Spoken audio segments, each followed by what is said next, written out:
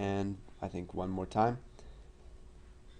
Okay, so now what we need to do is handle in case there is no person inside of the list people. So we'll go ahead and type an else statement right here. So if there isn't anything selected, then we'll just go ahead and type messagebox.show please select a person,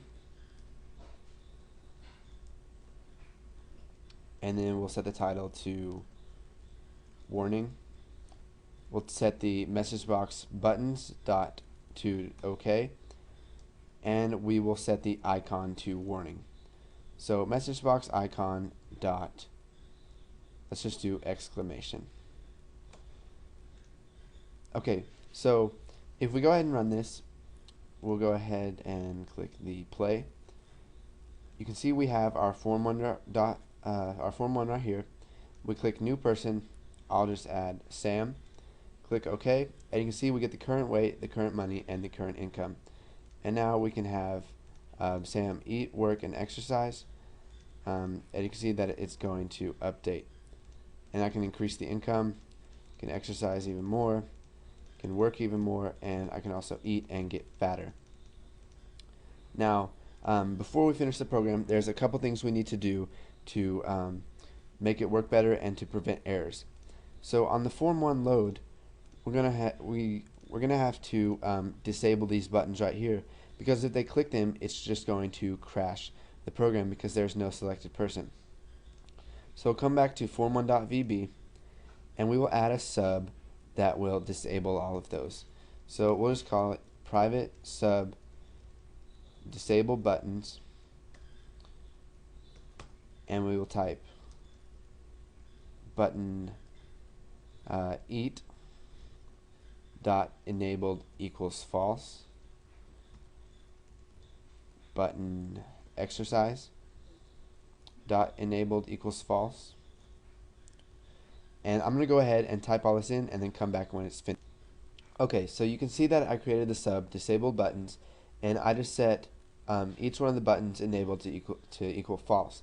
So button exercise dot enabled equals false, and I made a reverse sub of this called enable buttons, which will just set each one of those equal to true. So now what we need to do is come up here to form 1 load, and when the form 1 loads, since by default the selected index is going to be -1 for our list box, we're just going to type disable buttons. And now we'll come down here and let's see, list people, selected index change. So if the selected index is not equal to -1, then go ahead and enable the buttons, and else we'll just disable buttons. Okay, so now let's go ahead and run this, and you can see that we have our program right here. We got the current weight, which is nothing, current money, which is nothing, current income, which is nothing. And you can see that these buttons right here are disabled because there's no person. So let's just create a new person. We'll call him Sam. And when we select that person, you can see that it updates right here. We can have him eat, we can have him work, we can increase the income, and we'll do whatever we want to him. Now we can create another new person. Let's just create John Doe, and you can see that when we click on John Doe, it gets the current weight and the current money and the current income, which is default. Now we can add as many of these as we want, and we can keep accessing different people. So we'll just have him exercise, we'll have him eat some more, we'll have him work to make a lot of money. And you can see that when we select these, we get the values that are attached to each one of these people. So this is the end of working on our person program.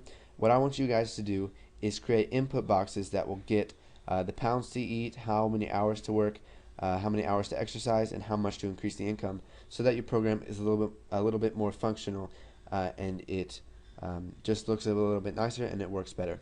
So thanks for watching, guys, and stay tuned for the next tutorial.